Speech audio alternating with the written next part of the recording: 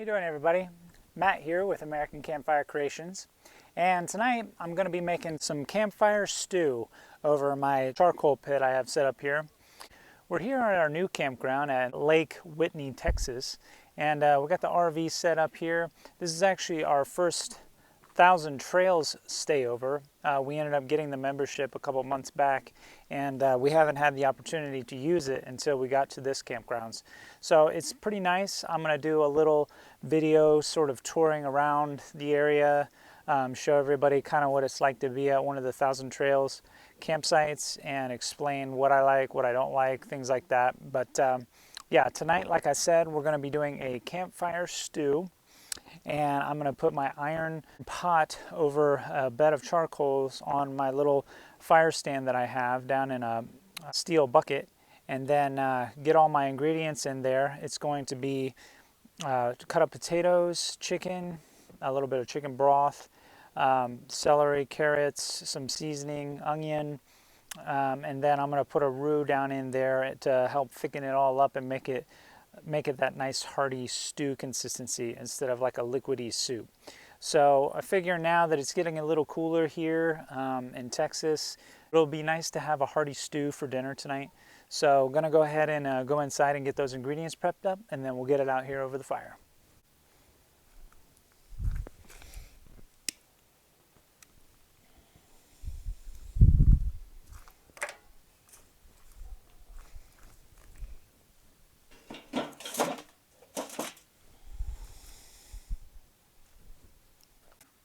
We're inside now, and I'm going to go ahead and prep up the veggies for the stew. I'm going to dice up the celery, carrots, onion, and then cut up the chicken into large chunks and throw it all in my pot out on the fire.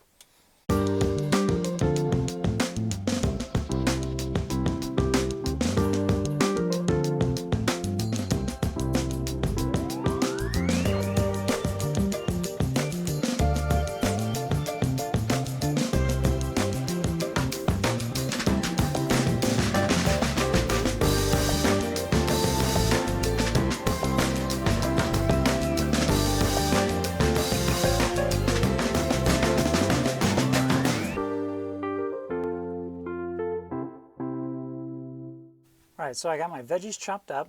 Everything is pretty uniform. I try to get the potatoes fairly small so they cook up a little quicker in my iron pot out on the coals. Well, I got my iron pot down here. I have my coals burning down around the pot, and I actually have a rock down under my pot here supporting it. And what I'm going to go ahead and do here is put some oil down in here, get that hot, add my chicken, cook it up a bit, add all my other veggies, potatoes, carrots, celery, and garlic. Let all that cook a little bit. Some oil here. Add my chicken.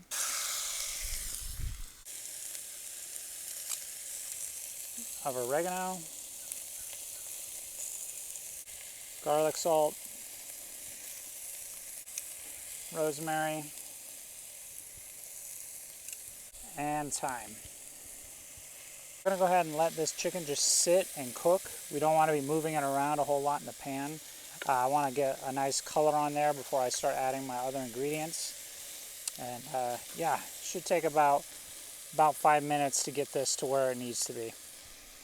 This is the color profile we're actually looking for with the chicken. I'm going to go ahead and put a little bit more oil down in there and then add my veggies.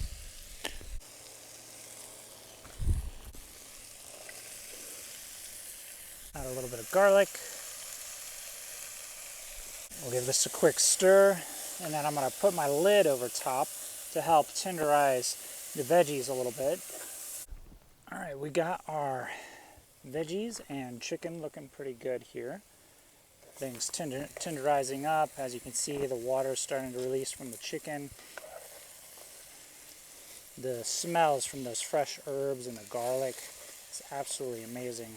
So I'm going to go ahead and add my potatoes and my liquid in there and get a little bit of butter and flour in there and cover this and let it start actually stewing. And the whole process is going to take as long as it normally would because I've actually par cooked my potatoes inside. A bit of gluten-free flour. Add a quick stir. Let it sort of absorb the liquids that have been coming out so far.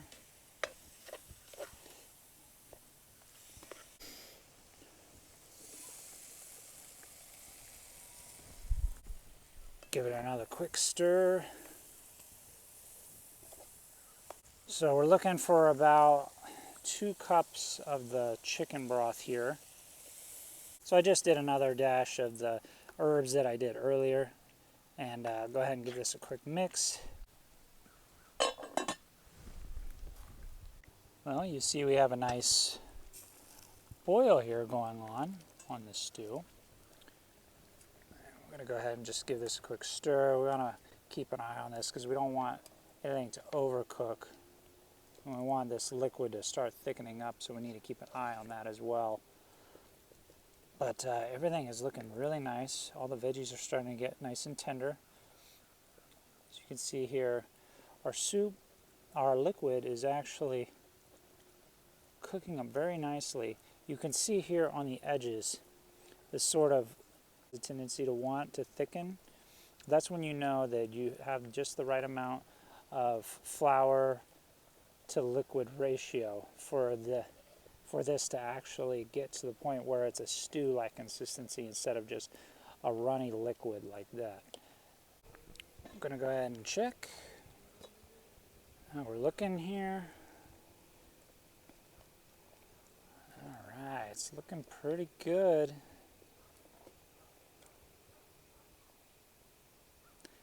Alright, so I'm going to go ahead and test the thickness of this liquid by just dipping my spoon down in there.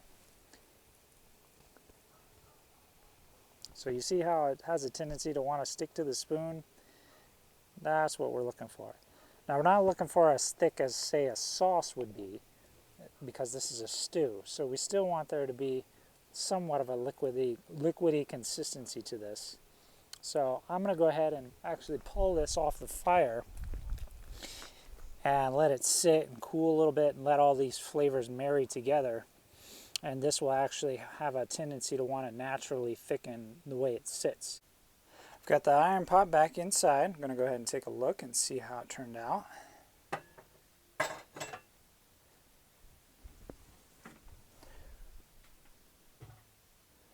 Alright. Oh yeah, this turned out perfectly.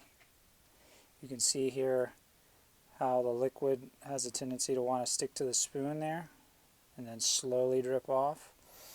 Exactly what we were looking for, and I'm very happy with this. Going to go ahead and dish up a couple bowls of it for me and the wife, and enjoy the rest of the evening. Probably turn on some Netflix. So if you like the video, go ahead and give it a thumbs up, and don't forget to subscribe to the channel.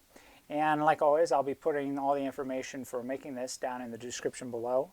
And while you're there, if you want, go ahead and check out some of my other playlists. There's a link down there as well for that. And you can check out some of these other videos here. And I will see all of you around the next campfire. Have a good night, everybody.